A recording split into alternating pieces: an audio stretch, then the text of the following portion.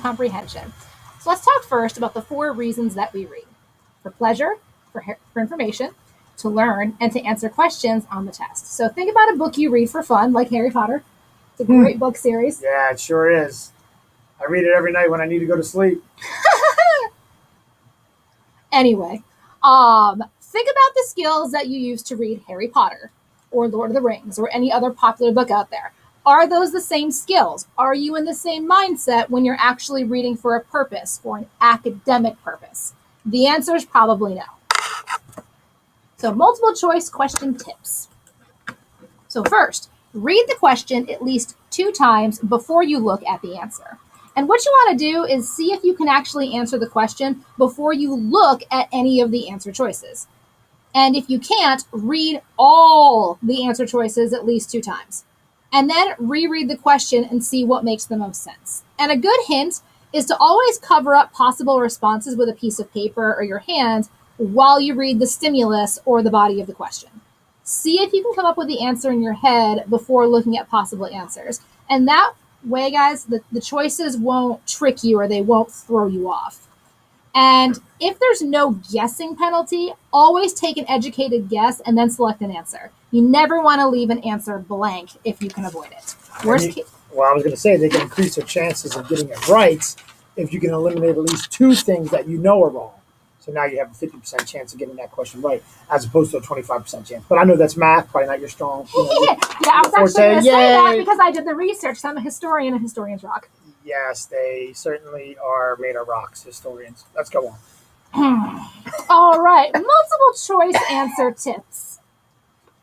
In all of the above and none of the above choices, if you're certain that one of the statements is true, don't go with none of the above. Or if one of the statements are false, don't choose all of the above. Just a quick reminder, they're meant to throw you off. And in a question with an all of the above choice, if you see at least 2 correct statements, all of the above has to be the correct answer choice. And tone can matter. A positive answer choice is more likely to be correct over a negative answer choice. So positivity counts. You should take that into account, Mr. Turner. That's right. Just saying. Go with your gut. Use your first choice, and the answer that you normally think would be right, go with it. A lot of people don't go with their gut. They change their answer, and guess what? Their answer was right the first time. You want to eliminate answers that you know aren't right. Wait, I just said that. Yeah, I know you did because you got ahead. Oh, I'm sorry. You stole my moment. Got your mojo, right? Yep. All right. Every answer you can eliminate, as Mr. Turner already told you, increases your odds of getting the correct answer. So go from 25 to 50%. Slow down, guys. Read all the choices before choosing your answer. Don't assume the first answer is correct. Again, we go back to that cheetah question. There can be cheetah answers too.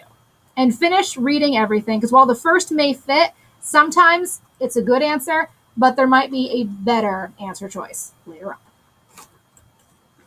All right, let's move into reading these long passages and doing so efficiently or effectively. Some of the biggest time drains and score reducers on a test are those long reading passages and the questions that follow them. All right? So read the title of the passage, kind of have an idea of what it's about before you even start to read. Very important. All right?